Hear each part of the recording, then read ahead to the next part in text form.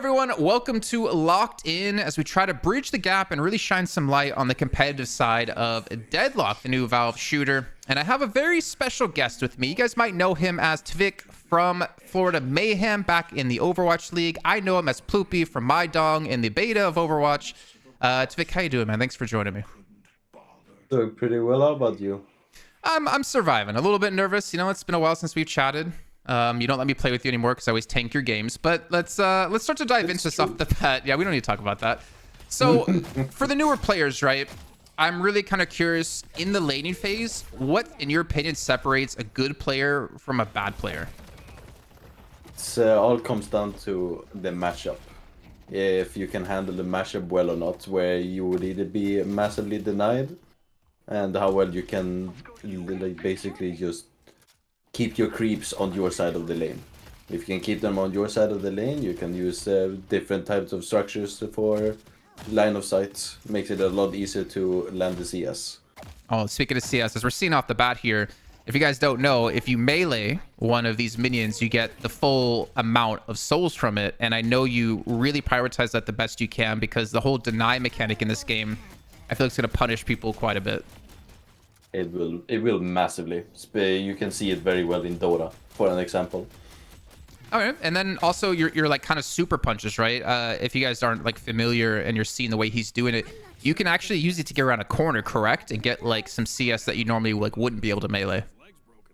Yes, exactly. You have a lot of control in the direction and the way that you go. So you charge up your melee and you can do like you can look really funny when you spin your mouse around.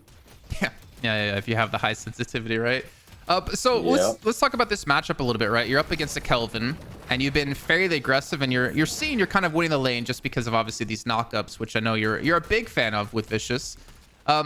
What happens? Like, so how do you approach your lane here? You're gonna know if you should win the lane or should lose the lane or survive a lane.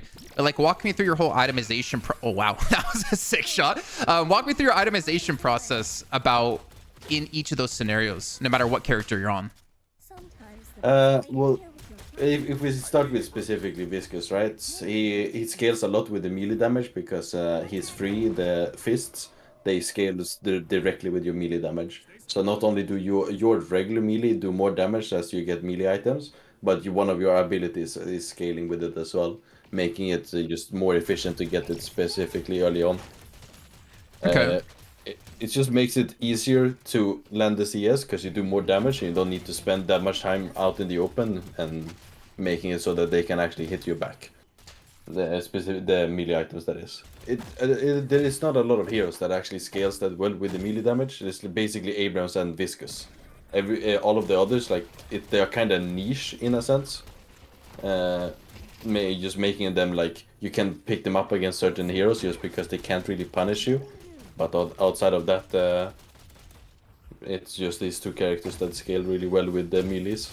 Okay, we'll get back to items really quick because I noticed something. I wanted to bring it up. It feels like you're using your fists to kind of wear out your opponent's stamina and obviously get damage in, but you're kind of controlling their stamina usage, knowing that they can't really get aggressive against you or keep up with you, and you kind of have an escape route by being aggressive. Is that right? I make it so that I control where I want them to be, basically. If I want them to be close to me so that I can follow up with melees, I try to, obviously fist them towards me. But if not, I'll just try to get their stamina depleted so I can land an easy splatter. Is one ability. Okay, that's very smart. All right, so we talked about like how you're kind of itemizing here, but what if you're losing a lane? I'm assuming your priority should be surviving the lane, even if you're not getting the full amount of CS or the full amount of souls, because that's going to be more important than getting some souls and dying. Dying is always the worst. So if you're in a losing lane, you always want to grab as many green items as you possibly can. And it's in the recording of this video, and not many people seems to be aware of it. Extra regen is a stupid strong item, which many people don't seem to be buying that much. It's just passive regen, and there's a lot of it when you just sit back and try to survive the lane. Yeah, I know when we play together, you're like telling me exactly go buy these regen items because honestly, I eat a lot of damage. But anyways, one thing we also have to keep in mind here, and I know you're very vocal about when you're like playing matches, is these buffs that do spawn. I kind of wanted you to walk me through like these buffs and kind of their overall importance when it comes to a more casual player or a player looking to play a more of a higher level. Basically, the buff itself is the equivalent of a 3K item almost, specifically early on, because so the gun there's was that 4 different buffs, and the gun buff specifically just buffs your gun. You get more fire rate, you do more weapon damage, and you get a bigger mag. You basically just do more damage straight up, and it's the same value as if you were to get a 3K item, which is a lot in the first 10 minutes of the game, when the first one spawned, that is. So the first one spawns at 10 minutes, and then 5 minutes after that, every 5-minute interval. What about the permanent buffs that you can get from the vases, the crates, etc.? Like, where do you rate the importance of those over a competitive match? Well, they are always important, but they are not really that important early on, because the scaling of them is not that great, because it's just 1-2%. That doesn't really do a whole lot for you when you don't have any items. But stacking them up so that you have better ones for late game is always a good thing to have. They don't always make or break your game, but they definitely will help you. There's no side effects in not picking them up. Well, with your current like MMR that you're playing in, how often do you focus those? Maybe not focus, maybe that's the wrong word. Or how often do you actively pay attention to like picking those up? Well, if I happen to run by them and I'm not in a super hurry to get to a fight or to get to one of the towers because I need to defend it and whatnot, I just tend to just go up to them. Either I jump through them or I just melee the crate, and that's it pretty much. Okay. I don't really put like a whole lot of emphasis that I need like 2% more health because it's super important. But if they happen to be in the way, they will be a hit.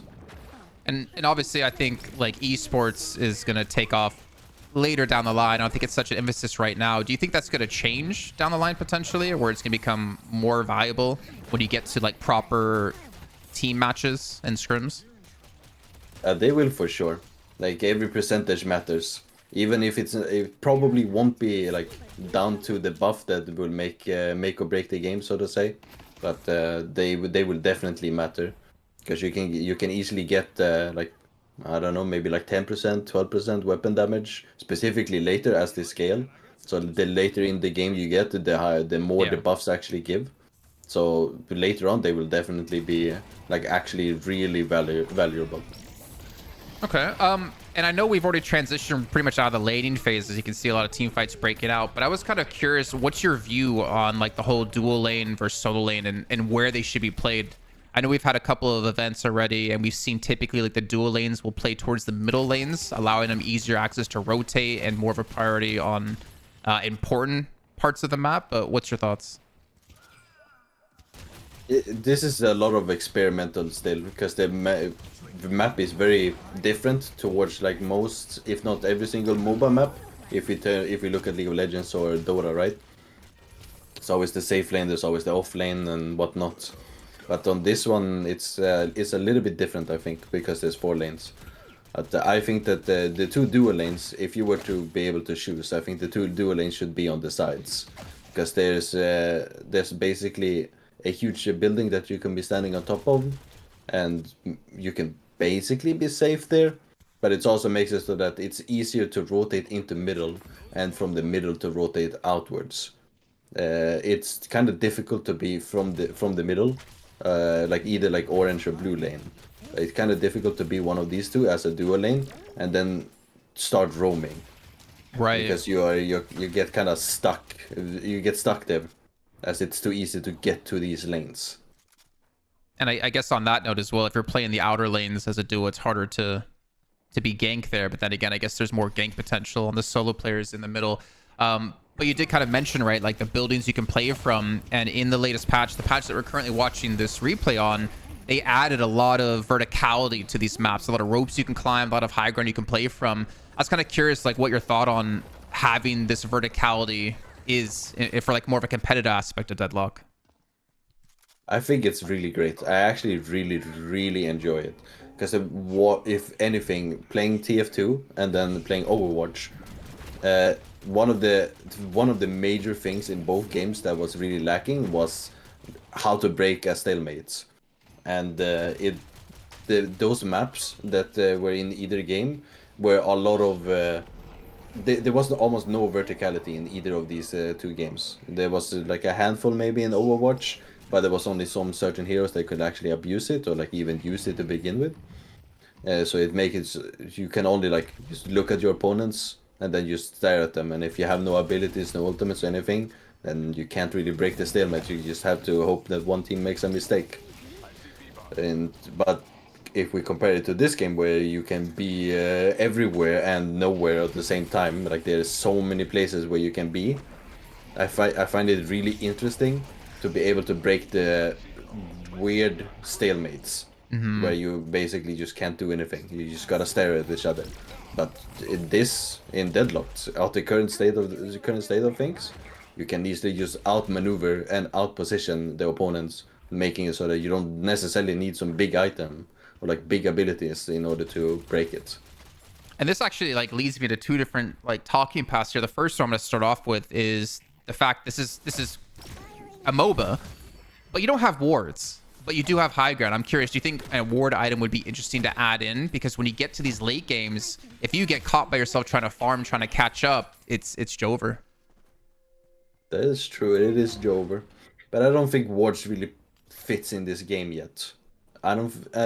Something has to change with Fog of War for that to happen, because already you can be standing on one of the lanes and you can see into the next lane.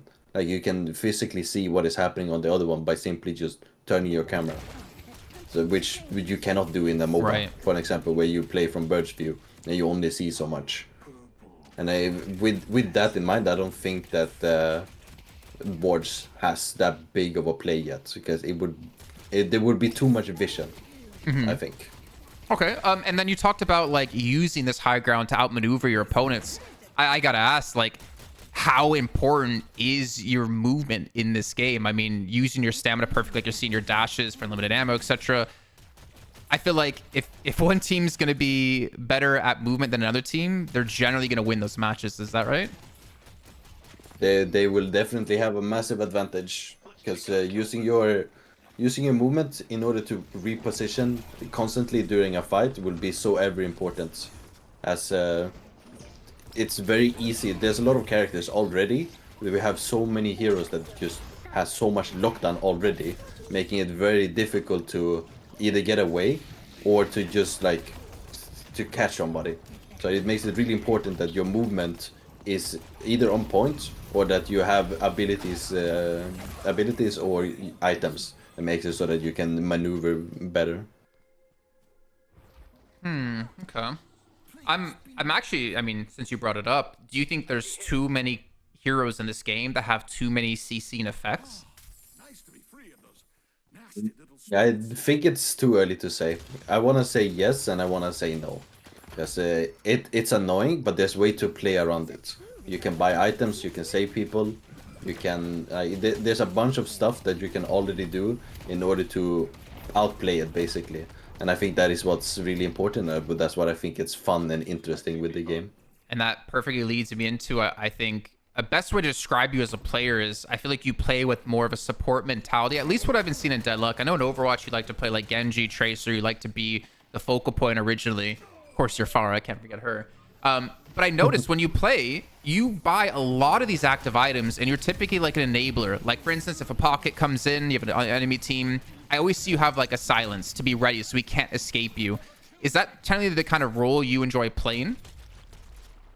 I enjoy that role a lot in this game specifically. With VISCOUS specifically, I find it really fun, because you're the biggest annoyance. They have to do so much to deal with you, specifically with the VISCOUS abilities. And then on top of just being a really annoying character, like it's very hard to lock you down, it's kind of hard to kill you. Not only do you have all of this, but then you buy all of these active items, so you become even bigger of an annoyance. You make the opponent's day worse. And I just really enjoy that. It's just too much fun. You enjoy making your opponent's day worse. Just confirming. Yes. Okay, I got you. I understand. And And that leads me perfectly into what I want to ask now is about, this is a MOBA. Typically in MOBAs, you have those set roles. You have a jungler, you have support, you have an AD carry, etc. How do you view roles in Deadlock? I view you have those characters right now that is just hyper carries. Like they can just win the game late game by themselves. They get the items and then they just start winning. Like it's very difficult to kill them. They do a dumb amount of damage. And then you have a couple of others that they do a high amount of damage without any items basically. Their abilities just scale really well. And those, they typically fall off later. Like Talon, for a great Talon for an example. With this in mind, outside of like the hyper carry, I think it's very flexible. I think it's very similar. I view it very similarly as Dota basically. So there's so many items in this game that makes it so that you can just build any character however you see fit, and you can play them however you see fit. You can play VISCOUS as a hyper carry with a lot of left click damage, but that doesn't necessarily mean it's very good. But you can do it. Nothing is really stopping you. I'm pretty sure it works. I've tried it a couple of times. It does a lot of damage. But there's a hero like Haze, for an example, is just better at it because the toolkit of the character is just better for it. Exactly. But you can do it as VISCOUS. It works. And that's pretty much the answer I was looking for, to be honest, because I've seen you play, VISCOUS as more of a carry. I've seen you play Kelvin as more of a support. It just kind of, I guess, goes with the kit. But I like that you said, like, there's no, like, set support kind of character. It just depends on how you want to play it. So I know we kind of, like, skipped over, the early to mid game here. And I kind of want to jump back really quickly about grouping for team fights. When in your opinion, is the laning phase over? Is it over for maybe, player in the yellow lane? Or is it over in general for, like, a whole team? Like, you have to start grouping? Yeah. I don't think it's very much set in stone right now. I think it's very fluid. I view it in a way where you're basically taking all of the tier 1 towers and you want to start working on the walkers to get that extra flex slot going. Because you get the flex slot from killing all of the walkers. So you kind of want to get that as early as possible to get even bigger of a power spike, basically. With that being said, that's not necessarily every single game. You can also just not group up and then kind of you respond to what the opponents are doing because you have a team comp of Haze 7, and then you add on top of that with a Wraith. So you have a lot of carry potential, but you need so many items to get there. Yep. You just gotta farm for so long, basically. It just makes it that enables split pushing, so that also means that you won't really be grouping. So I think it's pretty fluid at this point. I don't think it's very much thought, it's not figured out yet, basically. Okay, and you're talking about some characters you just need to farm. You just need the souls to like really hit those power spikes. But what if you fall behind early game? Like, what's your go-to route of kind of catching back up? Again, you can't really afford to overextend because if you get caught, then your team's fighting 6v5. So what's your like go-to strat? It's finding the jungle, finding the time, and using as much of my ability power as I can to clear out the jungle as fast as I can. That's obviously you can't be taking all of the camps because that would just take too long most of the time, specifically early game. You just don't have the items, so you don't have the ability, like just the amount of talents yet, ability power to just get through it. But you wanna be able to grab the jungle without dying, because you get unsecured souls. So, you get this giant ball, you drop that, it's not so good. That's what you wanna avoid. But you wanna go through the jungle as fast as you can without spending too much time in there, so that the enemy team starts taking towers from you. It's you win by playing the objectives in the end. Oh man, that sounds familiar. So what about like right now we're looking at the game, you're about 20 minutes in, you guys have a 13k soul lead. How do you go about like finishing matches? Like what maybe some tips as well for some more casual players who kind of struggle, considering people are like, I just want to farm, I want to get 6300 item in every slot because I want to feel really powerful and not really play the objectives. You could do that. You could just tell your team, sorry, can't fight yet, so I'm sitting in the jungle, I'm farming. You could do that. And then when everything in the jungle is dead, you come out and you kill a couple of people, you go kill all of the lanes. And then once the jungle spawns, you say, see you later, I'm back in here again. It's nothing really stopping you from doing that.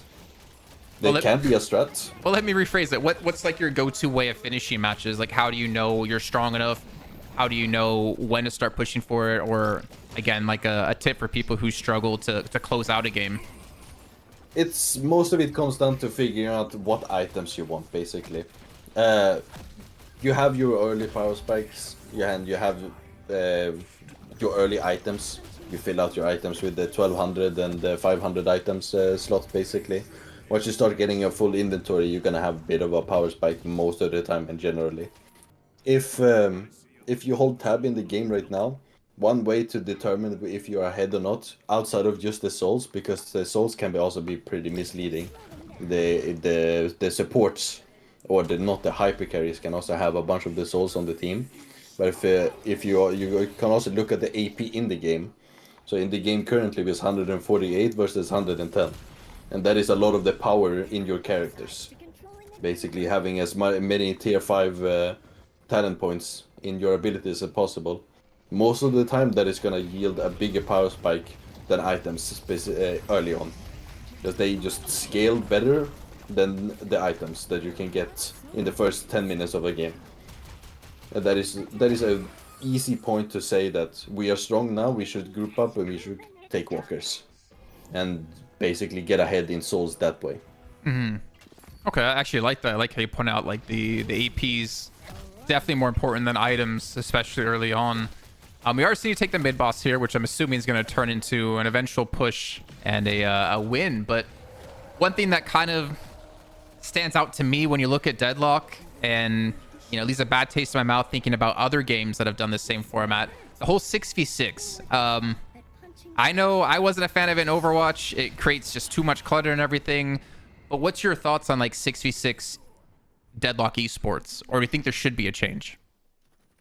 I think there should be a change. I'm not a big fan of the 6v6. I find it interesting. It's fun because it creates more of a chaos gameplay, and I thrive in this chaos. But if I really think about it, and really think about it in a competitive environment, I think 5v5 makes more sense. Also makes it easier to communicate as a team because there's one less person. It makes a lot of things easier and simpler rather than playing 6v6 and then playing, you know, having all of this experience playing Overwatch. I would have much rather have seen a 5v5 earlier, but it's also, I've played 6v6 for so long, it's weird to me that it is currently 5v5. Well, was it weird to you when when there was hero limits introduced as well? Yes, it was. It was also very weird. Okay, well, I mean, the game's about to round up here, but I'm curious about how do you feel about Deadlock at the moment, in its current state? I know there's a lot of changes to come, but in its current state, where do you see the potential of Deadlock when it comes to esports? Like with the current state of the game, and of course down the line, you know, a few months, maybe a year from now. I think it's gonna be the next thing. It's just straight up. The game is too addicting and is way too much fun. Addicting in a good sense, of course. But the game is just too much fun not to be able to succeed, if that makes sense. Mm-hmm. I just enjoy it way too much, and I have this very similar feeling. Obviously, this is subjective and it's very much my own. But I had the same feeling as I was starting playing Overwatch in the beginning. It's just way too much fun not to become a thing. I think that's kind of the nice thing about MOBAs is that no match kind of feels the same. Like that is true. You have the same lineup of players or of heroes, but it'll always feel like a different match. Not to mention when they add in more complexities, having more and more heroes in the game as well. But yeah, man, I'm hyped as well for Deadlock. I hope it has a long and prosperous esports timeline, because this game, like I said, is very addictive. It's very fun. And I'm not gonna lie, I kind of love the aspect of, I came from MOBAs. I started with League of Legends. I moved on to CS, more shooter. I came into Overwatch, which was its own thing. And then now it's kind of coming together here in the end. But we are going to move on now to take a look at tier lists. And I know everyone out there has their own opinion of what a good tier list is. but we're going to get your thoughts on what the OP heroes are at the moment and which ones leave a little bit to be lacking. All right, so here we see TviQ's tier list, and I know there's a couple of interesting ones that already stand out to me compared to the way other players or other people do rank these, but honestly, not to like, you know, build you up, I kind of trust yours more than some other people's. So let's start things off though. Paradox for me is an interesting one in S tier because I don't normally see Paradox rated this highly, but I want to get your thoughts on why you put Paradox there. It's one of the strongest initiators from as soon as you have 3k souls, as soon as you have your ultimate, she just snowballs the game from there, assuming that you don't go on and feed constantly. It is kind of easy to do so, that is why I am assuming more people don't put her in the S, because it is a difficult hero to play. There's a little bit of a fine balance between just suiciding and ulting over and over again. But if you can manage to not die while using your ultimate, you reposition the opponents constantly. And of course in pubs, you don't have the perfect coordination and, you know, basically team play. But once the team starts figuring this out and once teams start playing with it, it's her toolkit is just way too strong in a team environment not to be ranked S. So let me just clarify as well for the viewers. Is this tier list based off of like pubbing, or is this tier list based more of like coordinated fights? I want to say it's a little bit of both. It's more towards like what is going to be good once you have more coordination. So basically more towards teams, like official teams, or just like trying a little bit harder with your duo or with your trio. But it's a little bit of both. Okay. Well, we know why VISCOUS is already there. We know why Dynamo's there. The ultimate is just too damn good, not to mention like the attack speed and healing. He's just kind of an all-around insane pick. Infernus and Shiv to me are going to none of these stand out because, oh, they're S tier and they're not S tier for other people. But the amount of healing that they can do and the survivability they have in late game when they're built up seems to be ridiculous. And I'm assuming that's kind of why you put them there. Yes, absolutely. They are damage dealers in tanks. They are just unkillable beasts once they have their items. Okay. Well, Ivy, I think, is the interesting one out of all of these to me. But I'm kind of assuming it's because of the ultimate from Ivy that makes her so strong in your eyes. That is exactly it. It's a map-wide gankable ultimate. You pick up your mates, you fly to the lane that you want to gank, and they are basically dead. And it is very difficult to outplay. And on top of that, it has a very short cooldown. Yeah. Okay. Well, moving on to the A tier here, a couple that are already interesting to me. Lash, he's quickly becoming my favorite hero, and I would almost put him S tier. But again, I'm going to trust you on this. What in your opinion makes Lash so good? If I could make a rank between S and A, but basically meaning he can be in both of them, I would put him in that because he is easily S tier as well. It's just that he requires a few amount of items more in order to get going. So in my eyes, like he requires a little bit more for him to be activated like the other S tiers. And he's like the character is a giant bully. He just does so much on the map. I think I've seen you play Lash a few times, and honestly, if you haven't seen him play it, make sure you check out his stream because it is honestly a thing of beauty, especially when you have the movement to match. Being able to play how strong he is, it is awesome to see. Taking a look at Kelvin, this one I find interesting because I feel like his ultimate is insane. But I'm curious why you put him as A tier. Honestly, he is another one just like Lash. He can easily be an S tier type of character, but comparatively to the other S tier characters, he requires the rest of the team to be like he is too reliant on the rest of the team in order to really shine. Like he has this beam that just makes it so that you cannot move at all. He just slows you to hell. There's nothing you can do about it almost. There's a couple of items, but it's early game. There's nothing you can do about it. He is just a really overall strong hero. Okay, and I know when we talked a long time ago about this, I think you had McGinnis as like extremely low on the rankings, or at least you said you don't really see her high or see her often when you get to these higher MMR games. But seeing her A tier, I'm curious what about her makes her A tier to you? As long as her lane doesn't get screwed up, she can easily just dominate one side of the map. You need 2-3 heroes just to deal with her, because she just does too much damage, and she can, if there is only a duo trying to gank her, she can split the both of them up together with a wall, and then it just kind of becomes a 1v1 all of a sudden. And assuming that her lane didn't get screwed up, she's gonna have enough items to just go toe to toe with anybody, and then always come out top, because she has to self-sustain with her own heal. She picks up turrets, which does an additional amount of damage, making it easy to win the 1v1. But her gun just does so much damage, and she melts all of the turrets. You can't leave her alone. If you just leave her alone for too long, she's gonna take one side of the map, and that is a lot of money for the rest of the team on her side. Okay. I think like Warden, I feel like he's a lane bully, but it kind of makes sense. He's a Wraith. I heard that maybe she wasn't as strong as a previous patch. Pocket obviously makes total sense. But looking at the B tier, I feel like this is the tier you put heroes in if you want to pub stomp and you're in like lower MMR. Am I right in that? That is exactly it. Mo and Krill maybe doesn't suit in here, but the other ones definitely do. They are the pub stompers.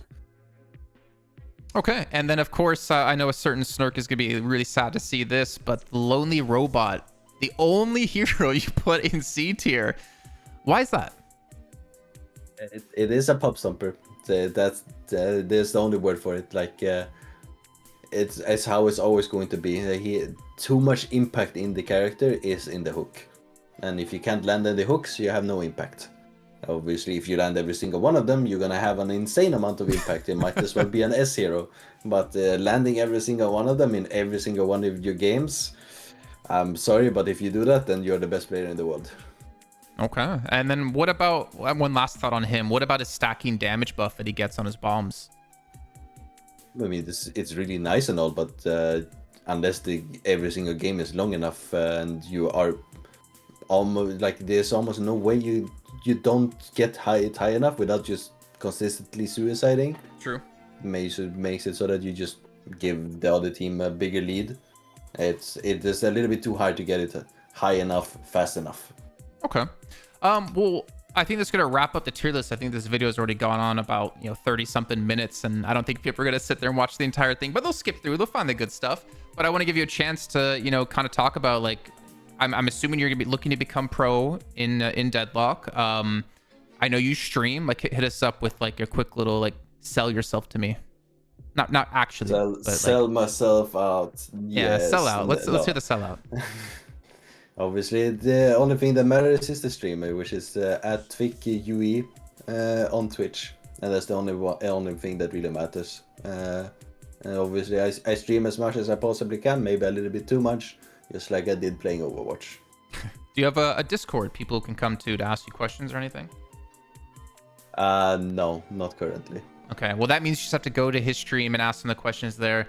I appreciate it so much, man. You guys definitely need to check out his stream, because it is, honestly, I said it earlier, it is a thing of beauty watching him play. The movement in lane, the decisions late game, the talk about his favorite kebab as well, if you guys are unfamiliar with him. Thank you so much, man. I really appreciate it. And hopefully I'll see you in an event someday.